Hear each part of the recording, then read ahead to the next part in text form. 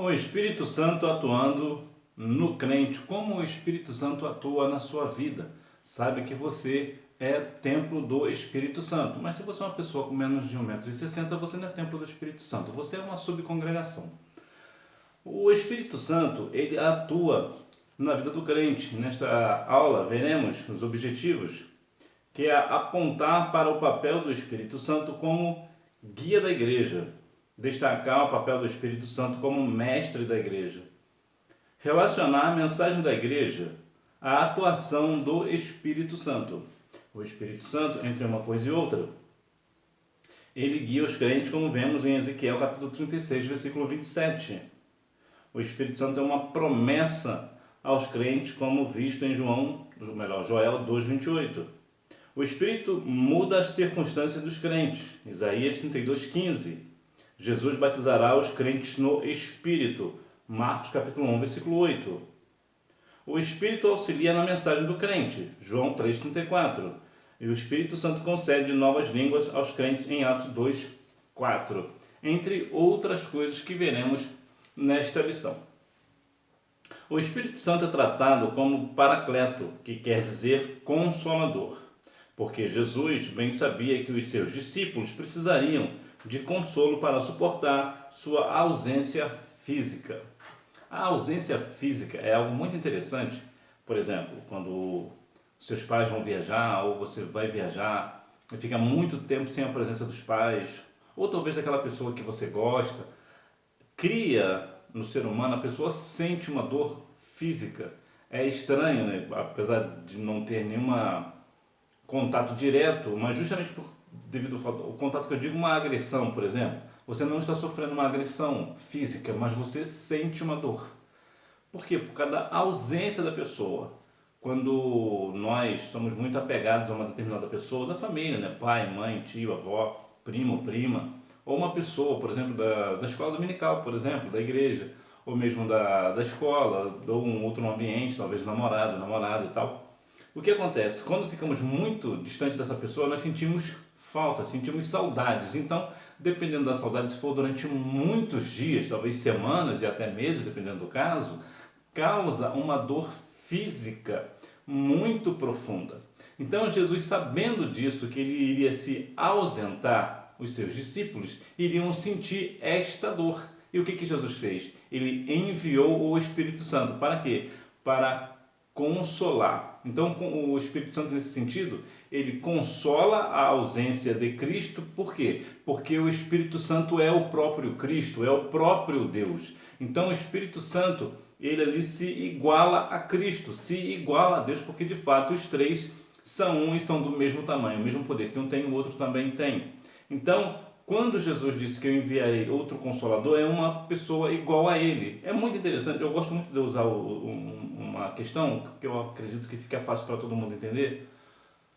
Quando num time de futebol um jogador é substituído, ele é substituído por um jogador igual a ele, ou seja, tem as mesmas especificidades, as mesmas qualidades físicas, né? Talvez até uma posição diferente, mas é um jogador de futebol. Não vai colocar no lugar de um jogador de futebol, por exemplo, numa partida oficial, um engenheiro agrônomo, por exemplo, apesar da grande capacidade de agronomia do engenheiro, mas ele nada poderá fazer dentro de um campo de futebol. Por quê? Porque ele não é igual a um jogador de futebol. Então, o que Jesus estava falando, quando ele enviaria um outro Consolador, esse outro é do mesmo tamanho de Cristo, é igual, tem a mesma finalidade, tem a mesma função.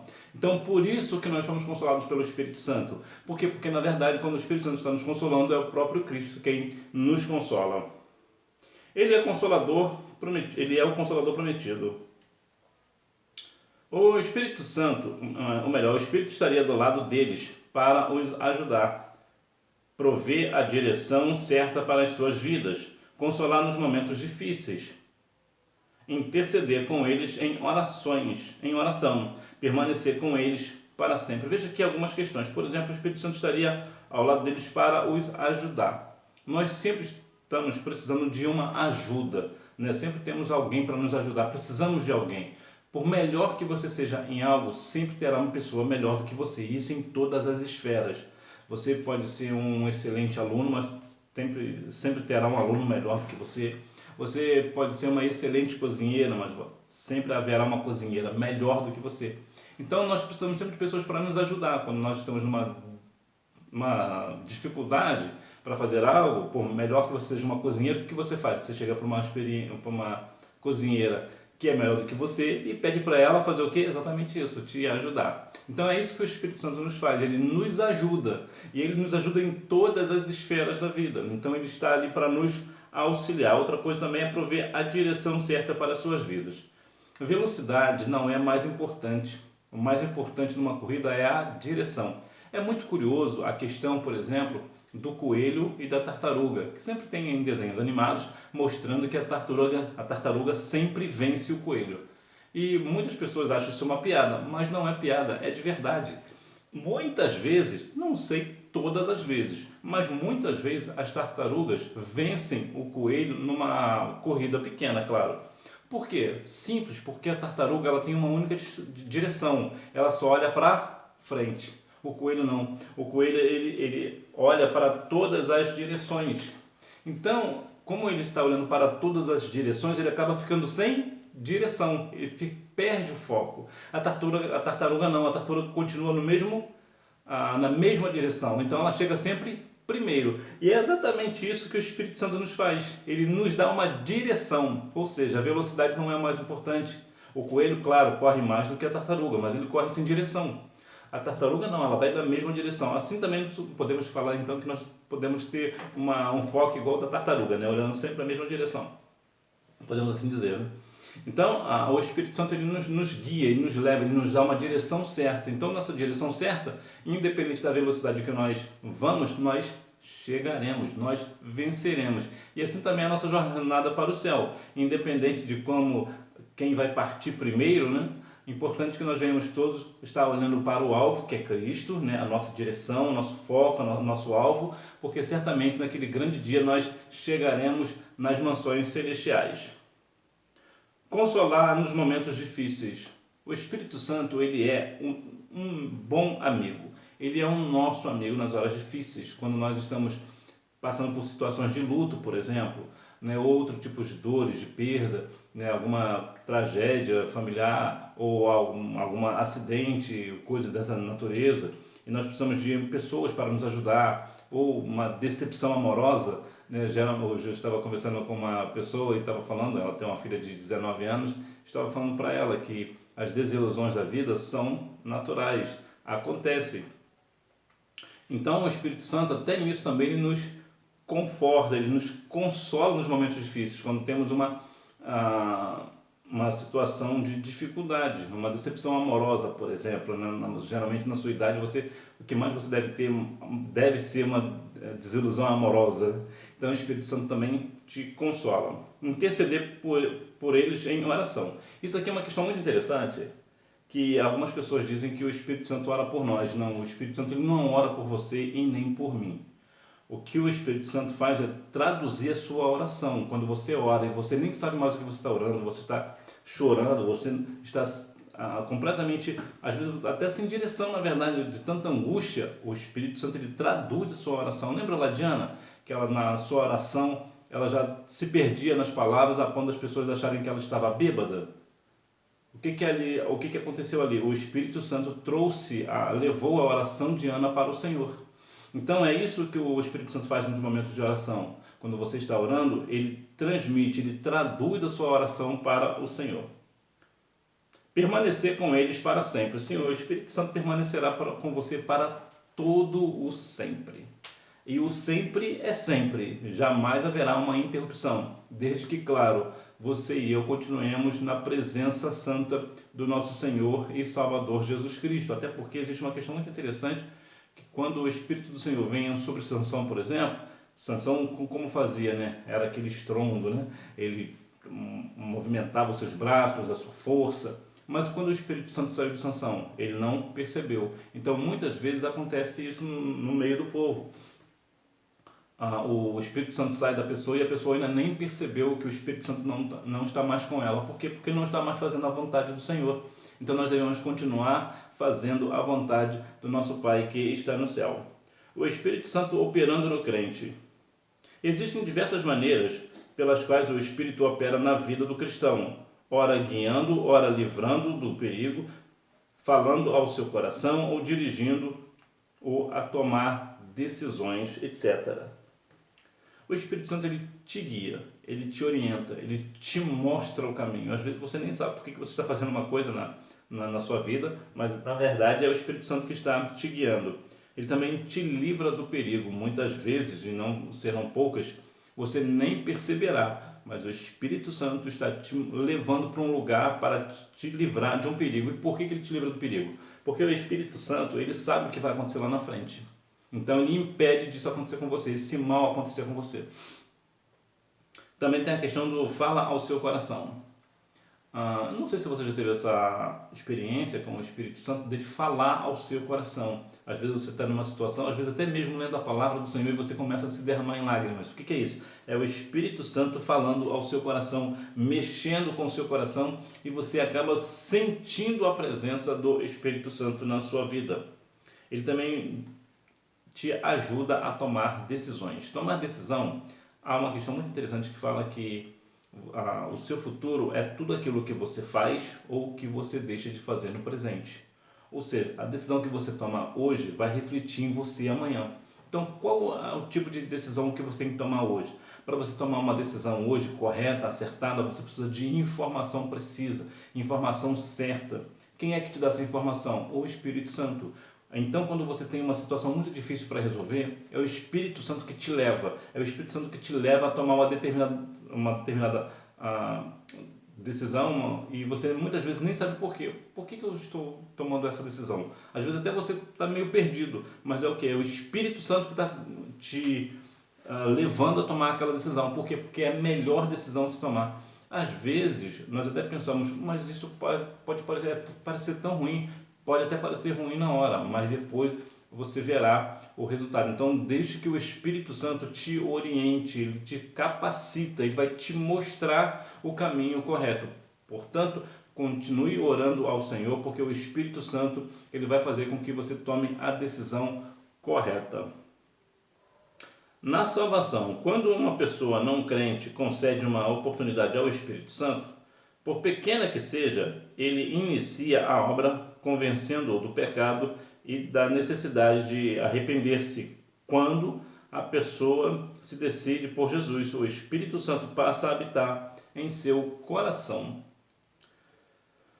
O Espírito Santo, ele, claro, nos convence do pecado, da justiça e do juízo. Então, quando uma pessoa não cristã começa a dar oportunidade para o Espírito Santo entrar no seu coração, o Espírito Santo começa a fazer o seu trabalho. E qual é o trabalho do Espírito Santo? Convencer aquela pessoa de que ela precisa de um Salvador. Quem é esse Salvador que essa pessoa precisa? Cristo.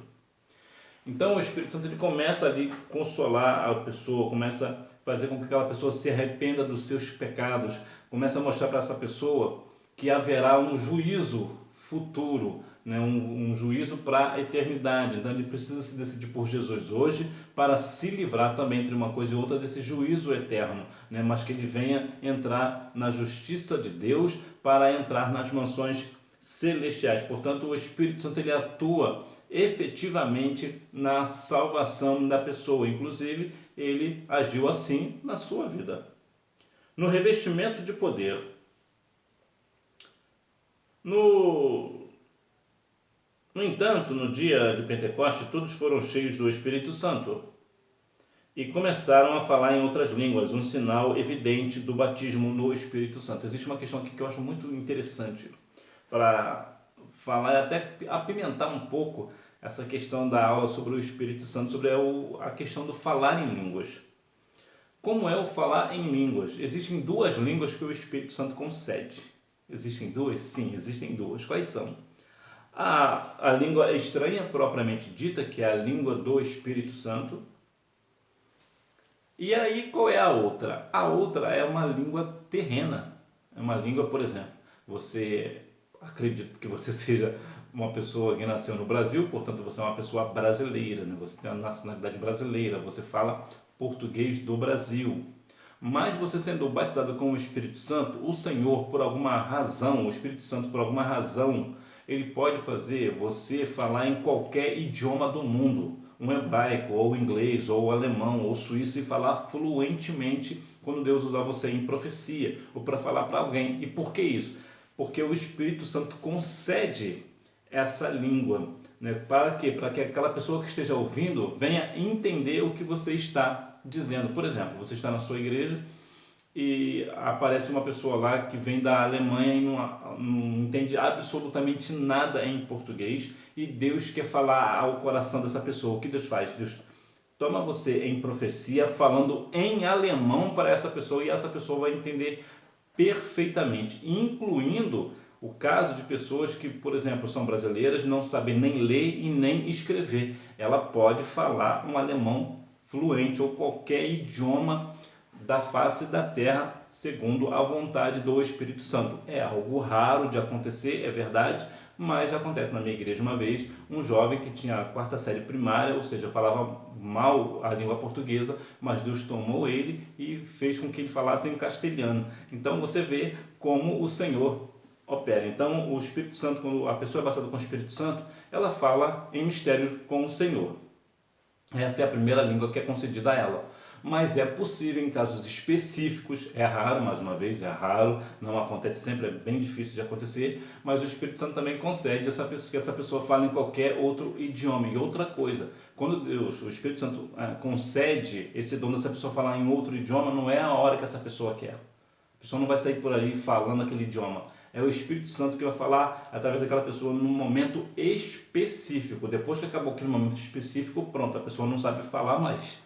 Entendeu? Por quê? Porque é o próprio Espírito Santo que fala através da pessoa. A atuação do Espírito Santo. É por isso, inclusive, que lá no texto de Atos, capítulo 2, as pessoas, apesar de terem vários idiomas ali, todas as pessoas conseguiam entender no seu próprio idioma. A atuação do Espírito Santo no pecador. O Espírito Santo atua na vontade do pecador, fazendo com que ele não fique apenas no desejo de ser perdoado, mas entendendo que é pecador e que precisa arrepender-se e mudar o rumo de sua vida. Quando o Espírito Santo atua na vida do pecador, uma dessas coisas que ele vai fazer é justamente essa ideia de fazer com que essa pessoa se sinta, inclusive, perdoada pelo Senhor. Porque essa pessoa, uma vez que ela se arrependeu, porque o Espírito Santo está nela, então ela começa a sentir o desejo de ser perdoado pelos seus pecados. Então ela fica nesse desejo ardente de ser perdoado e começa a buscar dia a dia mais o Senhor, para que ele assim venha se arrepender verdadeiramente, né? A pessoa se arrepende verdadeiramente e começa a sentir o desejo de cada vez mais se arrepender dos seus pecados, começa a buscar mais e mais a presença santa do Senhor. E certamente, claro, essa pessoa será perdoada. No cristão. Nos salvos, a ação do Espírito se inicia a partir da regeneração, o novo nascimento. Ele produz crescimento, dá entendimento, ministra dons, dá direção. No instante em que uma pessoa é salva por Jesus, seu corpo é transformado em templo do Espírito Santo. Ou seja, quando uma pessoa, né, aqui na questão do cristão, o que o Espírito Santo faz? Quando o Espírito Santo começa a atuar na vida dessa pessoa, assim no momento da regeneração. E qual é o momento da regeneração? Assim como essa pessoa aceita Cristo como Salvador, o Espírito Santo começa a imediatamente agir na vida desta pessoa. E como é que faz isso? Bom, o Espírito Santo produz nessa pessoa o crescimento. Que crescimento é esse? Um crescimento espiritual. A pessoa começa a crescer espiritualmente, ele começa a compreender, essa pessoa começa a compreender as questões do reino de Deus, ela começa a compreender o seu chamado, começa a entender o plano de Deus para a salvação da vida dela. O Espírito Santo também dá entendimento de tudo aquilo que ela teve, aquela vida dele, essa vida da pessoa, né? Como foi, como deixou de ser. Então o Espírito Santo começa a dar entendimento a esse novo cristão e ele começa a compreender que tem certas coisas que ele precisa começar a mudar no seu comportamento. O Espírito Santo também ministra dons. né, os dons de profecia, o dom da interpretação, entre tantos outros dons. Então, quando essa pessoa aceita Cristo, começa ali a questão da ministração dos dons. É verdade também que para a pessoa ter um dom, né, espiritual, o dom do Espírito Santo, a pessoa precisa ser batizada com o Espírito Santo. O Espírito Santo também dá direção. Quantas pessoas hoje vemos olhando de um lado para o outro sem direção na vida, não sabe o que fazer na vida? Às vezes tem dinheiro, tem fortuna, né, riquezas, tem tudo do bom e do melhor, mas vive uma vida triste, porque é uma vida sem direção. A pessoa não sabe para que lado que está indo. É igual a ideia lá da tartaruga, né? A tartaruga vai devagarzinho, mas ela sabe o lugar para onde ela está indo, então ela vai sempre para frente. Aí essa pessoa está igual um coelho, né? Olha para todas as direções e acaba ficando assim sem direção. Por quê? Porque não tem foco. E qual é o nosso foco? O nosso alvo é Cristo, então nós somos focados no alvo que é Cristo Jesus. E, claro, o Espírito Santo também ele é o nosso professor. Quando uma pessoa está ministrando a aula, por exemplo, na escola bíblica dominical, é o Espírito Santo que capacita essa pessoa. Então, se porventura você está aqui comigo, eu te agradeço a sua companhia, e você é uma pessoa que está aí atuando como uma professora, né, um professor da escola bíblica dominical, saiba que é o Espírito Santo quem está te direcionando. E às vezes você sai da aula pensando, por que eu falei aquilo, por que eu fiz aquilo? Aí você depois vai perceber que é o Espírito Santo que falou através de você para edificar a vida de alguém. E muitas vezes as coisas saem na hora, né? A pessoa nem pensou naquilo e de repente sai algo do céu e você fica, meu Deus, nunca pensei que eu fosse falar isso um dia. De onde é que saiu isso? É o Espírito Santo que é o seu professor, que enche a sua boca, o seu coração com as palavras corretas para assim você edificar a classe. Para concluir, é o Espírito Santo quem dá poder e graça para a Igreja de Cristo. Só por meio dele conseguimos vencer as adversidades e fazer a diferença nos lugares para onde fomos enviados. E sobre qualquer situação sabemos que podemos confiar nele. Os discípulos de Jesus foram tremendamente impactados pela ação do Espírito Santo. Então você também será impactado, continuará sendo impactado pelo Espírito Santo. O Espírito Santo está com você em todos os seus momentos, inclusive o Espírito Santo tem ciúmes de você.